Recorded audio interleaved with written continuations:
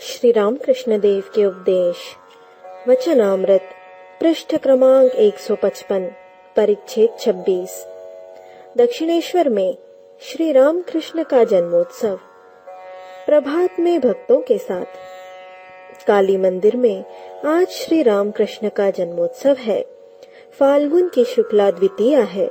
दिन रविवार 11 मार्च 1883 ईस्वी सन।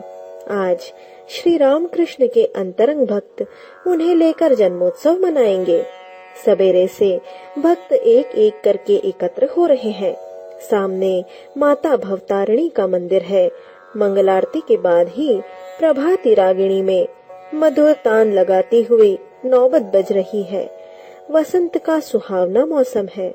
लता वृक्ष नए कोमल पल्लवों से लहराते हुए दिख पड़ते हैं।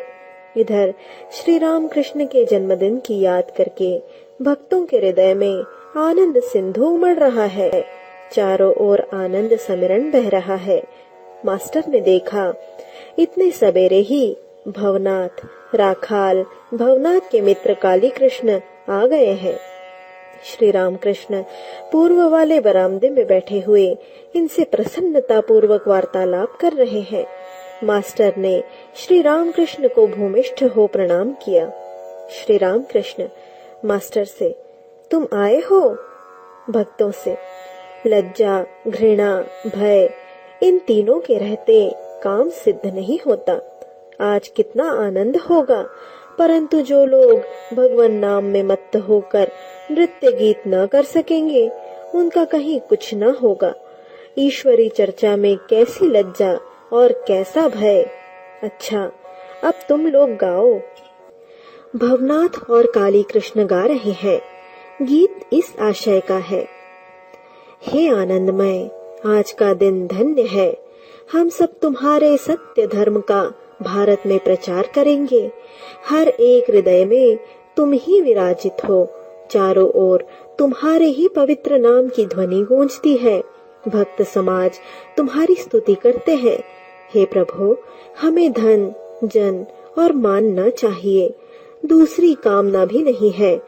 विकल जन तुम्हारी प्रार्थना कर रहे हैं। हे प्रभु, तुम्हारे चरणों में शरण ली तो फिर न विपत्ति में भय है न मृत्यु में। मुझे तो अमृत मिल गया। तुम्हारी जय हो। हाथ जोड़कर बैठे हुए मन लगाकर श्री रामकृष्ण गाना सुन रहे हैं। गाना सुनते सुनते आपका मन सीधे भाव राज्य में पहुंच गया है। श्री रामकृष्ण का मन सूखी दिया सलाई है। एक बार घिसने से उद्दीपना होती है।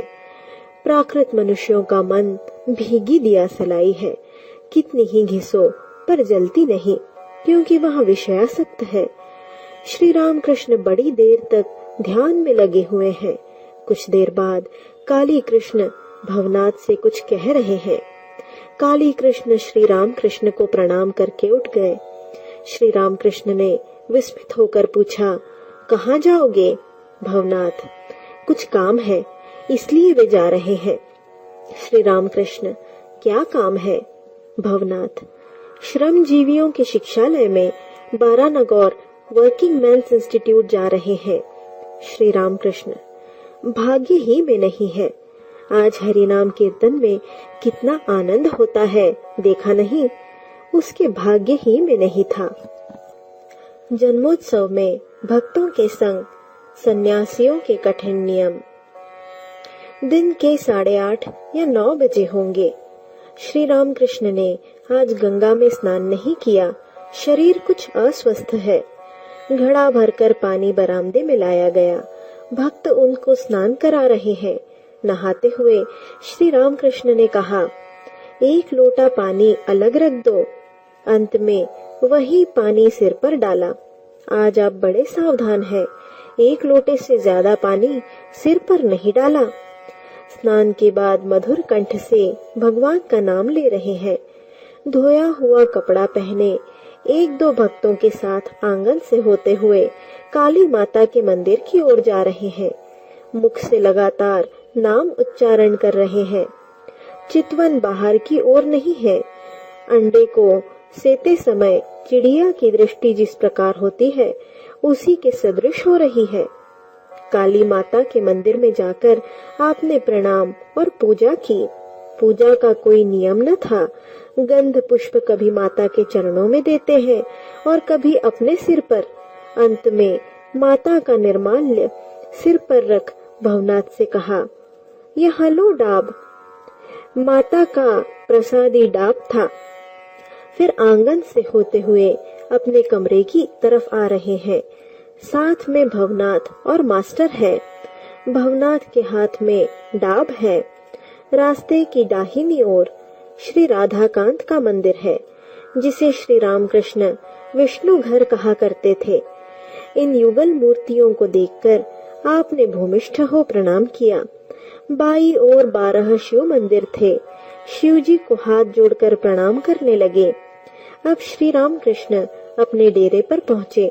देखा कि और भी कई भक्त आए हुए हैं। राम, नित्य गोपाल, केदार चटर्जी आदि अनेक लोग आए हैं। उन्होंने श्री रामकृष्ण को भूमिष्ठ हो प्रणाम किया। आपने भी उनसे कुशल प्रश्न पूछा।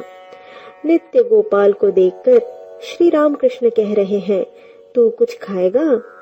ये भक्त उस समय बालक के भाव में थे। इन्होंने विवाह नहीं किया था।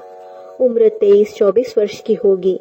ये सदा भाव राज्य में रहते थे और कभी अकेले कभी राम के साथ प्रायः श्री रामकृष्ण के पास आया करते थे। श्री रामकृष्ण इनकी भावावस्था को देखकर इनसे बड़ा प्यार करते हैं और कभी कभी कहते हैं कि इनकी परमहंस की अवस्था है, इसलिए आप इनको गोपाल जैसे देख रहे हैं। भक्त ने कहा, खाऊंगा। उनकी बातें ठीक एक बालक की सी थी। नित्य गोपाल को उपदेश, त्यागी के लिए स्त्रीलिंग पूर्णतया निर्विघ्न। खिलाने के बाद श्री रामकृष्ण उनको गंगा की ओर अपने कमरे के गोल बरामदे में ले गए और उनसे बातें करने लगे। एक परम भक्त महिला, जिनकी उम्र कोई 31-32 वर्ष की होगी, श्री रामकृष्ण के पास अक्सर आती है और उनकी बड़ी भक्ति करती है। वे भी इन भक्त की अद्भुत भावावस्था को देखकर इन्हें अपने लड़के के भांति प्यार करती है और इन्हें प्रायः अपने घर लिवा ले जाती है।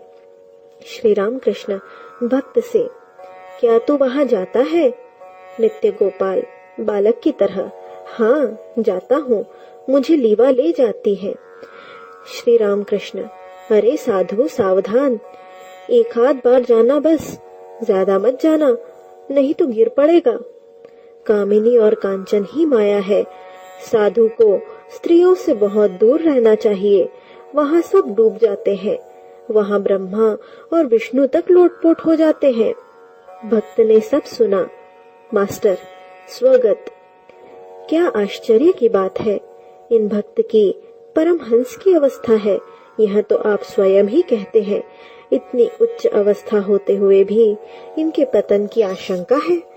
साधुओं के लिए आपने क्या ही कठिन नियम बना दिए हैं। स्त्रियों के साथ अधिक मिलने जुलने से साधु का पतन होने की संभावना रहती है। यहाँ उच्च आदर्श सामने न रहे तो भला जीवों का उद्धार कैसे हो। वह स्त्री तो भक्त ही है, फिर भी भय है। अब समझा, श्री चैतन्य देव ने छोटे हरिदास को इतनी कठोर सजा क्यों दी थी। महाप्रभु के मना करने पर भी हरिदास ने एक भक्त विधवा से वार्तालाप किया था, परंतु हरिदास सन्यासी थे, इसलिए महाप्रभु ने उन्हें त्याग दिया। कितनी कठोर सजा, सन्यासी के लिए कितना कठिन नियम। फिर इन भक्त पर आपका कितना प्रेम है। आगे चलकर कोई विपत्ति न आ पड़े, इसलिए पहले ही से इन्हें सचेत कर रहे हैं। भक्तगण निस्तब्ध होकर साधु सावधान यह गंभीर वाणी सुन रहे हैं।